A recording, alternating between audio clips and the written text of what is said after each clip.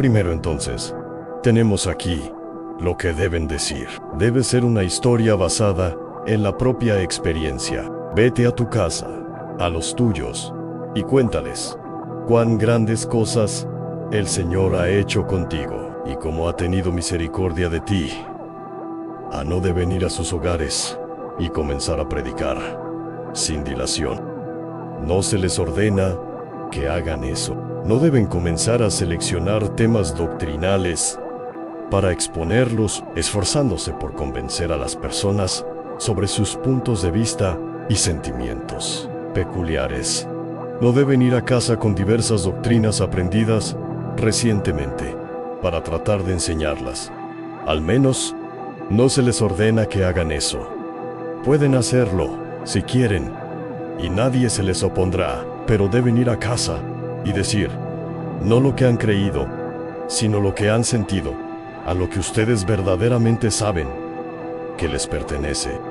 No las grandes cosas sobre las que han leído, sino las grandes cosas que el Señor ha hecho por ustedes. No únicamente los que han visto que se ha obrado en la gran congregación, y como grandes pecadores se han vuelto a Dios, sino lo que el Señor ha hecho por ustedes. Y observen esto. Nunca hay una historia más interesante que aquella que un hombre relata acerca de sí mismo. La balada del viejo marinero genera mucho de su interés porque el hombre que la contó era él mismo, un marinero. Ese hombre, cuyo dedo era huesudo como el dedo de la muerte, se sentó y comenzó a relatar la lúgubre historia del barco en alta mar, en medio de una gran calma, cuando cosas viscosas, en verdad, arrastraban sus patas en el brillante mar. El invitado de la boda estaba muy quieto, escuchando atentamente, pues el viejo era en sí mismo una historia. Siempre se genera un gran interés por una narrativa personal. Virgilio, el poeta, sabía esto y por ello, sabiamente, hace que Eneas relate su propia historia y hace que la comience diciendo, en lo que yo mismo tuve gran participación. Entonces, si quieren interesar a sus amigos, cuéntenles lo que ustedes mismos sintieron. Cuéntenles cómo ustedes fueron una vez abandonados, pecadores, perdidos, como el Señor los encontró, cómo doblaron sus rodillas y derramaron su alma delante de Dios, y cómo al final saltaron de gozo, pues estaban seguros que le oyeron decir interiormente, yo soy el que borro tus rebeliones por amor de mí mismo. Cuenten a sus amigos una historia basada en su propia experiencia personal. Noten, a continuación, que debe ser una historia de gracia inmerecida. No dice, cuenta a los tuyos cuán grandes cosas has hecho tú mismo, sino cuán grandes cosas el Señor ha hecho contigo.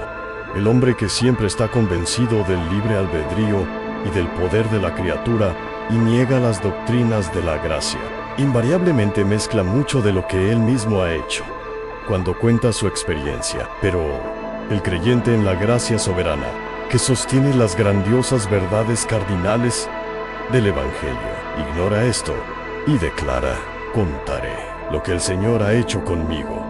Es verdad que debo contarles primero cómo fui inicialmente conducido a orar, pero lo contaré así. La gracia enseñó a mi alma a orar. La gracia hizo que mis ojos se inundaran. Es verdad que debo contarles en cuántas aflicciones y pruebas Dios ha estado conmigo, pero lo contaré así.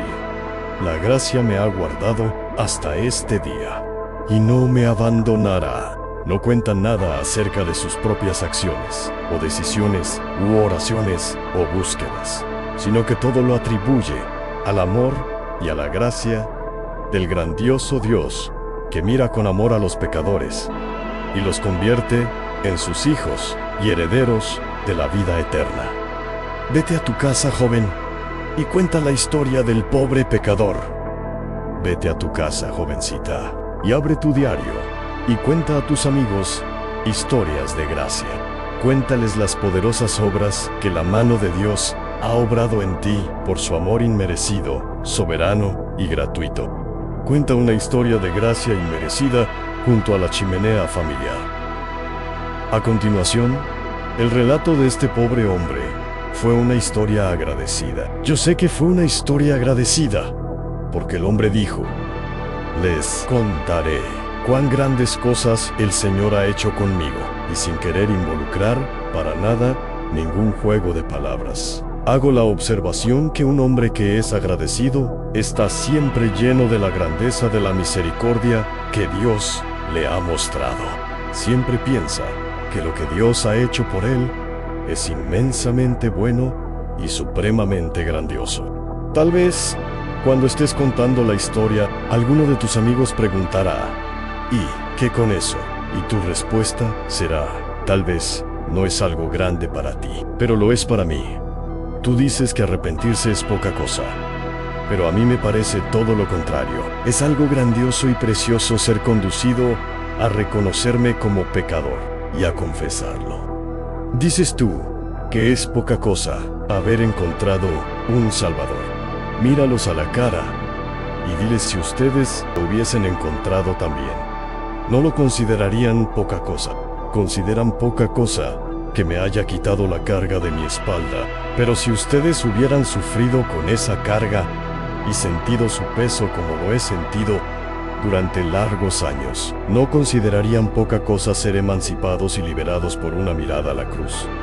Cuéntales que es una historia grandiosa, y si ellos no pueden ver su grandeza, derrame lágrimas amargas. Y cuéntales la historia con gran sinceridad, y yo espero que sean conducidos a creer que al menos tú estás agradecido, aunque ellos no lo estén. Que Dios les conceda que puedan contar una historia agradecida. Y finalmente, sobre este punto, debe ser una historia contada por un pobre pecador convencido que no ha merecido lo que recibió, como ha tenido misericordia de ti. No fue un simple acto de bondad, sino un acto de misericordia inmerecida hacia uno que se encontraba en la aflicción.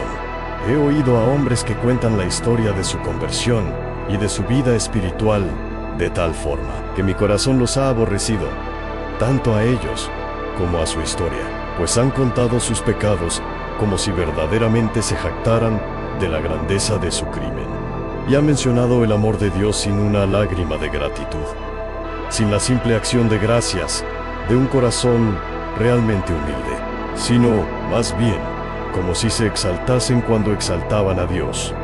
Cuando contemos la historia de nuestra propia conversión, quisiera que lo hicieran con profunda tristeza, al recordar lo que solíamos ser, y con grande gozo y gratitud, al recordar cuán poco merecemos estas cosas. En una ocasión, estaba predicando sobre la conversión y la salvación, y sentí dentro de mí, como a menudo lo sienten los predicadores, que no era sino un trabajo estéril decir esta historia, y era para mí un deslucido relato. Pero súbitamente pasó por mi mente el pensamiento: vamos, tú mismo eres un pobre pecador perdido. Cuenta cómo recibiste la gracia. Comienza a contar sobre la gracia de Dios según la has sentido. Entonces, mis ojos se convirtieron en fuentes de lágrimas. Aquellos oyentes que estaban cabeceándose comenzaron a iluminarse y escucharon, porque estaban oyendo algo que el predicador sentía verdaderamente, y que ellos reconocían como verdadero para él, aunque no lo fuera para ellos. Cuenten su historia, mis lectores, como pecadores perdidos. No vayas a tu casa y entres a tu hogar con un aire altivo, como diciendo: he aquí un santo que viene a casa a los pobres pecadores para contarles una historia, sino que ve a tu casa como pobre pecador que eres tú mismo. Y cuando entres, como tu madre recuerda lo que solía ser, no necesitas decirle que has tenido un cambio. Ella lo notará, aunque estés con ella solamente un día. Tal vez te pregunten: Juan, ¿cuál es ese cambio que se ha dado en ti? Y si es una madre piadosa, comenzarás a contarle la historia.